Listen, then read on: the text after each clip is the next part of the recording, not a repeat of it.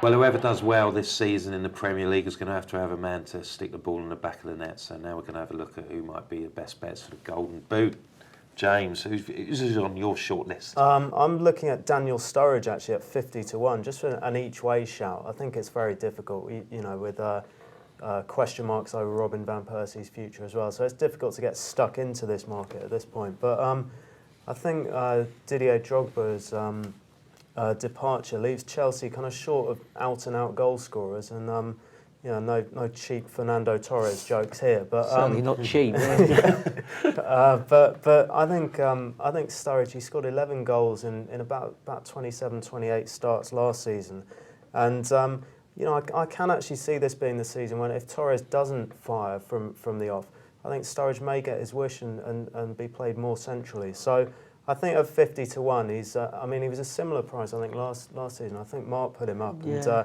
and he gave punters He started a decent well, run. didn't Yeah, he? he gave Started punters a well decent run for his money, and he's got enormous talent. I think the only major question marks over him have been his kind of decision making when he is cutting in from the wing. So if you play him more centrally, then and he could get chances with all these new attacking players that Chelsea have.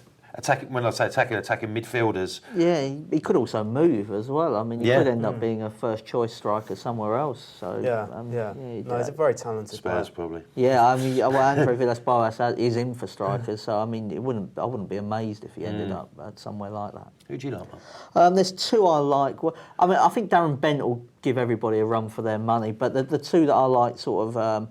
Other than Benty, one would be Carlos Tevez. I think if City are to go well in the Champions League this season, they will have to sort of have more focus on the European competition. They went out early last year, so I wouldn't be amazed if Aguero, you know, was rested either before or after those Champions League games. And I think Tevez had a massive impact when he came back to the club. Obviously, you know, he was away for most of the year with his well-documented problems. But, you know, in the 2 seasons previous, he'd scored 20-plus goals in both of those campaigns. So he is somebody that can score goals, and he's sort of double the price of Aguero. The other one I like is Djibril Cissé, not Papis. I know everybody's on sort of Papis to go really well, and he could at Newcastle. I like the other Cissé. Played 8 games for QPR last season, scored 6 goals. Got to stay on the pitch now. Yeah, he has.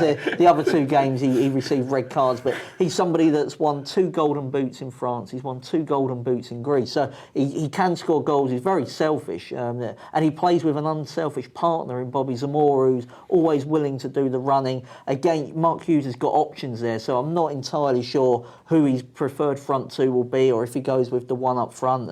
But I do think QPR can go well. If they do, Cissé, you know, could have a decent season. I can't have Torres. I mean, he's only ever placed in a Golden Boot twice in his whole career, and he's sort of 11, 12 to 1 to win the Golden Boot. I mean, I just don't get that, really. He's somebody that has been off form for so long that you wonder whether this just is his level now. And, you know, I can't see him winning. So Tevez and Cissé for me. It's a difficult market to analyse, isn't it? Because there's all the clouds about where Robin van Persie is going to be playing his football. I also think there's a bit of debate about where Rooney might be playing for Man United. Is he actually going to play as a number 9 centre forward? Is he going to drop back? Where's he going? I think that will depend on the more he gets Persie. Frustrated, is the more he drags back. And I wouldn't want my money to be on him, really, particularly if United are weak in midfield. I agree with you with Tevez. I think 20 to 1 is a shot to nothing, really. Obviously, you know, he's got his reputation, but he's a top player, and he knows where the goal is. And he's going to get, I think, if there's no problems, he's going to get his fair share of games, and at 20 to 1 as well. I mean, Manchester City won every match that Tevez started last season, so I think Mancini, although he obviously doesn't get on well with Tevez, he sort of knows how good he does for the team and how important he is for the team. And I do think as well that he's likely to start in the lesser games, because Aguero will play in all the big ones, no doubt about that. It's in the lesser games where I think you can win the Golden Boot. You know, it's at home to Norwich and at home to Southampton where these things can really be won. So I'm taking a chance on Tevez. So we're taking a chance on Tevez, and you like Sturridge? I'm taking a bit of chance on Sturridge, yeah. Okay, well, we hope you best of luck with whoever you take a chance on.